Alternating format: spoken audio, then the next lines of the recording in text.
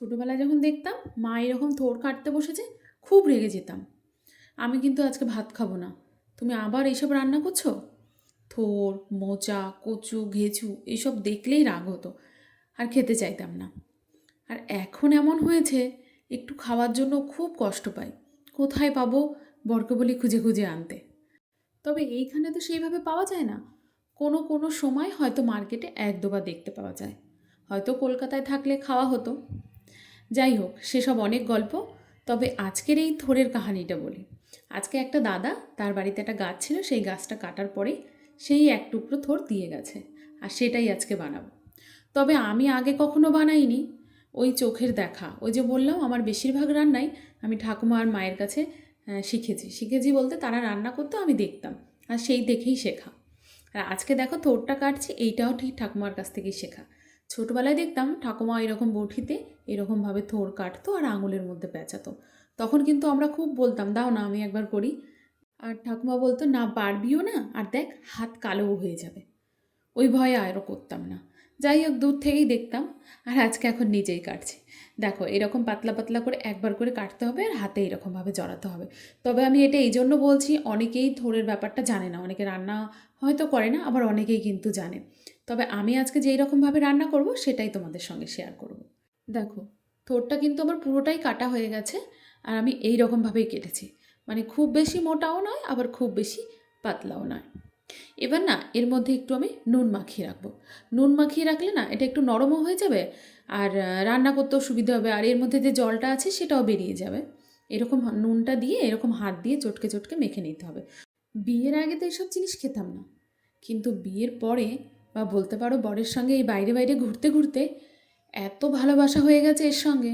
হয়তো এই কারণে হবে যে সব সময় হয়তো খেতে পাই না, ওই কারণে। আগে হয়তো মা কথায় কথায় বানাতো, ওই জন্য ভালো লাগতো না। এখন হয়তো বছরে বা 9 মাসে 6 মাসে একবার পাই, ওই জন্য হয়তো এর সঙ্গে এত ভালোবাসা হয়ে গেছে। তবে আমার মতো কে কে আছে বলো তো? এই থোড়, কচু, ঘেঁচু যা যা আছে মোটামুটি, মোচা, কে ভালোবাসো বলো তো? যারা যারা ভালোবাসো অবশ্যই কমেন্টে বলো। ওগুলো অনেকটা টাইম রেখে দিয়েছিলাম, অনেকটা জলও ছেড়েছে। এবার একটু হালকা সেদ্ধ করে নেব। অনেকে কিন্তু সেদ্ধ করে না, তোমরা চাইলে নাও সেদ্ধ করতে পারো, একবারেই রান্নাটা করে নিতে পারো। তবে আমি এখানে একটু হালকা সেদ্ধ করে নিচ্ছি। সেদ্ধ করে নিলে একটু নরমটা ভালো হয়। আর থোড় তো একটু শক্ত ভাবটা থাকে, ওই জন্য আমি একটু সেদ্ধ করে নিই। তবে আমার ভালো লাগে এই কারণেই। দেখো, আর সেদ্ধ করে কিন্তু আমি এর জলটা ফেলবো না, একটু নুন হলুদ দিয়েই সেদ্ধ করব। জলটা এই কারণেই ফেলবো না, এর মধ্যে যে ভিটামিনগুলো আছে সেটাও তো থাকা দরকার, হ্যাঁ না? তবে এই কথাটা কিন্তু আমার ঠাকুমা বলতো, যে কোনো সবজি সেদ্ধ করে জল ফেললে পরে সবই তো বেরিয়ে গেল এরকম বলতো। এই দেখো, নুন হলুদ দিয়ে দিলাম, এবার হালকা একটু সেদ্ধ করে নেব। আর ঢাকনা দিয়ে চাপা দিয়ে দেবো, যাতে একটু তাড়াতাড়ি সেদ্ধ হয়ে যায়। দেখো, সেদ্ধ কিন্তু মোটামুটি হয়ে গেছে। খুব বেশি সেদ্ধ করব না, তবে আবার যখন রান্না করব তখন একদম গলে যাবে, ওই জন্য হালকা সেদ্ধ করেই নিলাম। এবারে নামিয়ে নিয়ে রান্নাটা করব। দেখো, নামিয়ে নিয়ে আবার ফ্রাই প্যান বসিয়ে দিয়েছি, আর ফ্রাই প্যানে দিয়ে দিয়েছি সর্ষের তেল। তেলও খুব ভালো রকম গরম হয়ে গেছে। এবার দিয়ে দিলাম 2টো তেজপাতা, 2টো শুকনো লঙ্কা, আর 1 চামচ মতো গোটা জিরে। আমি কিন্তু এখানে গোটা জিরের ফোড়নে দিলাম, মানে গোটা জিরে ফোড়ন দিচ্ছি। তোমরা চাইলে কিন্তু অন্য কিছু, যেমন 5 ফোড়ন, সর্ষে, যে যেটা পছন্দ করো তার ফোড়ন দিতে পারো। তবে অনেকেই কিন্তু এই থোড়ে 5 ফোড়নটা দেয়, মানে 5 ফোড়নের ফোড়নটা দেয়। দেখো, ফোড়নটা কিন্তু খুব ভালো রকম গরম হয়ে গেছে। এরপরে দিয়ে দেবো আমি আলু, কয়েকটা আলু, মানে কয়েকটা নয়, একটা আলু আমি এরকম ছোট ছোট টুকরো করে কেটে নিয়েছিলাম। এবার এই আলুগুলো দিয়ে দিলাম। আলুগুলো দিয়েও না হালকা করে ভেজে নেব। আলুগুলো আমি এরকম ডুমো ডুমো করে কেটেছি। এই দেখো, এরকমভাবে ভেজে হালকা হালকা করে ভেজে নেব।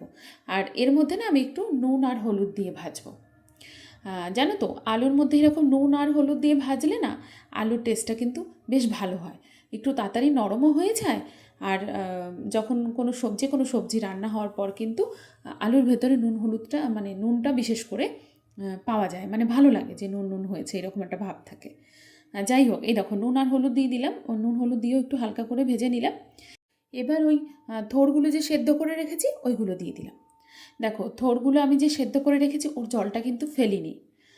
অনেকেই হয়তো ফেলে দেয়, তবে আমি ফেলি না।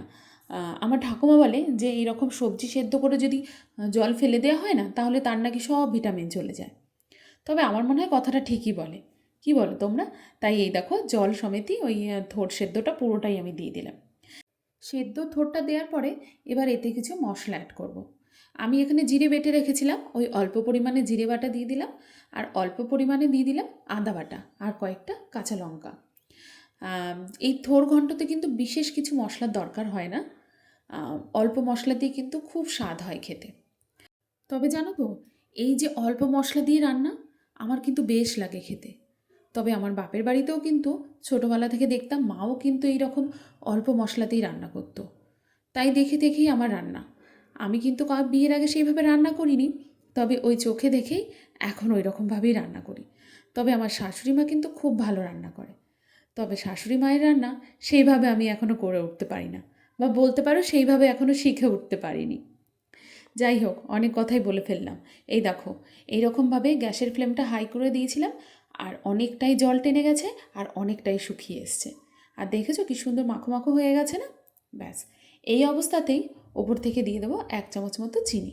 একটু হালকা মিষ্টি হতে হবে তো, নাহলে তো ভালো লাগবে না। এই দেখো চিনিটা দিয়ে এবার খুব ভালো করে নাড়াচাড়া করে নিয়ে তারপরে নামিয়ে নেব। ব্যাস, রেডি আমার থোড় ঘন্ট। তবে জানো তো, গরম গরম ভাতের সঙ্গে এই থোড় ঘন্ট খেতে কিন্তু খুব ভালো লাগে। বানাতে একটু কষ্ট, বানাতে বলতে ওই কাটতেই যা একটু কষ্ট, তবে খেতে কিন্তু দারুণ লাগে। যাই হোক, তোমরাও কিন্তু বাড়িতে বানিয়ে খেও, আর কমেন্টে অবশ্যই জানিও কেমন হয়েছে। চলো তাহলে আজকের মতো এই পর্যন্তই। পরে আবার দেখা হবে অন্য আরেকটা ভিডিওতে। তোমরা সবাই খুব ভালো থেকো, সুস্থ থেকো। টাটা।